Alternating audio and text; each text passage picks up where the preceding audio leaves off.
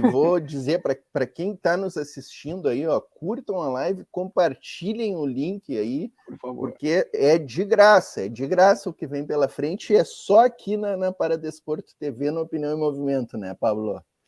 Vamos lá, eu estou pronto para ouvir aqui, ó. Ok, então. Se ficar muito técnico, vocês podem também me dar um toque, eu vou tentar passar mais brevemente sobre isso. Mas o que é uma COP? COP é Convenção das Partes, mas convenção de que partes? Partes do quê? Voltando assim bem para abranger também quem não é do direito, para entender o que é isso. Porque eu sei muito bem como é que é. A gente vê uma COP que a gente não sabe o que significa, e 26, que a gente imagina que significa que teve 25 antes, né? Mas o que é isso? A gente sabe que é importante, que vão os líderes mundiais, que todo mundo fala, que fica nas notícias durante 2 semanas, depois todo mundo esquece. Do que a gente está falando?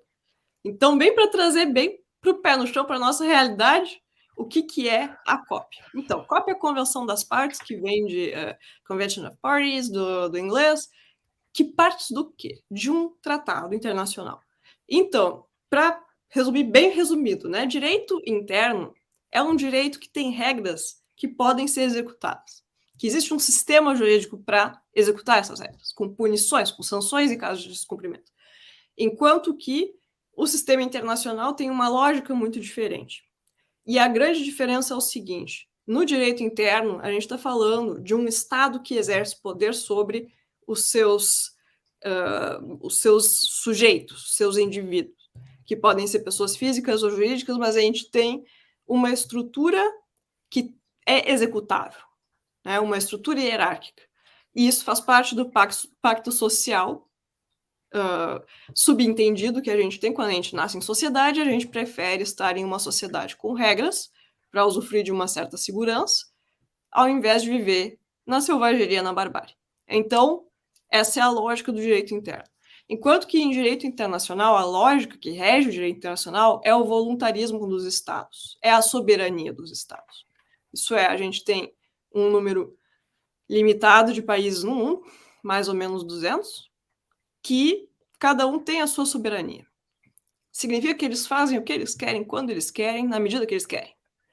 E o início do direito internacional, principalmente muito relacionado com o próprio surgimento da ONU depois da Segunda Guerra Mundial, e o que teve com a Segunda Guerra Mundial? Bombas atômicas. As bombas atômicas mudaram tudo.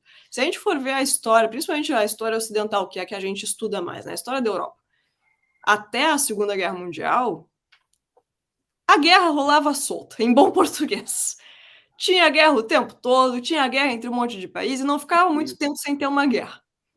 Quando veio a Segunda Guerra Mundial, que inclusive nem estava prevista de acontecer, porque a Primeira Guerra Mundial era apelidada de a guerra para acabar com todas as guerras, né?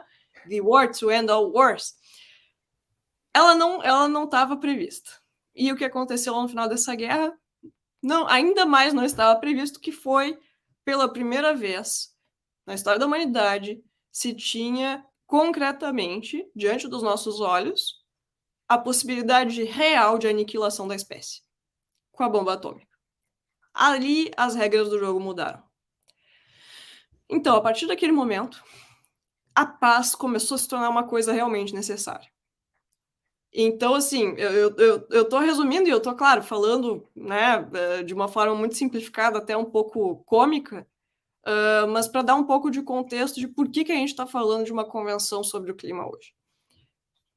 Começaram a surgir essas instituições internacionais, o direito internacional se fortaleceu bastante, com essas organizações que buscavam a paz, principalmente a ONU.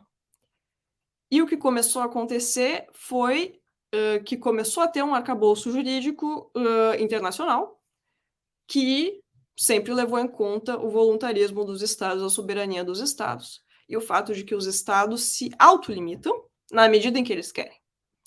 E que, em direito internacional, existe, sim, uma disputa de poder em que os Estados que possuem mais mecanismos para penalizar os outros, como, por exemplo, os Estados Unidos fazendo embargos, como fez o embargo com Cuba, não muda o fato de que, na esfera internacional, Cuba é um Estado, Estados Unidos é um Estado, e que ambos são soberanos.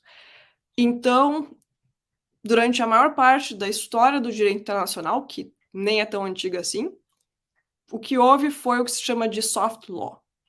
Então, é a lei leve, né? A lei que não é dura. Isso é só recomendações, né? Assim, vou assumir aqui um compromisso, se eu não cumprir, não acontece nada. E aí, isso tudo é importante para entender o que é a Convenção do Clima. A história, eu vou até colar um pouco aqui da aula da minha professora, que a história do direito climático internacional, ele começa ali com algumas convenções. Por exemplo, eles fizeram alguns protocolos, teve, por exemplo, a Convenção de Genebra, em 79, sobre o ozônio, também a Convenção de Viena sobre ozônio em 1985, Protocolo de Montreal em 87, mas elas eram convenções muito leves, assim, elas não chegavam bem onde deveriam. O que mudou tudo foi a Convenção do Rio de Janeiro. A Convenção do Rio de Janeiro, de 92, ela teve como resultado 5 tratados bem importantes, e a gente vai focalizar no tratado sobre o clima. Então, em 92, eles começam a negociar esse tratado que eles chamam de quadro, né?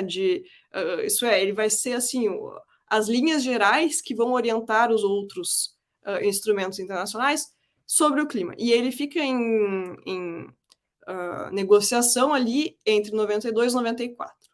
E essa é a convenção da COP.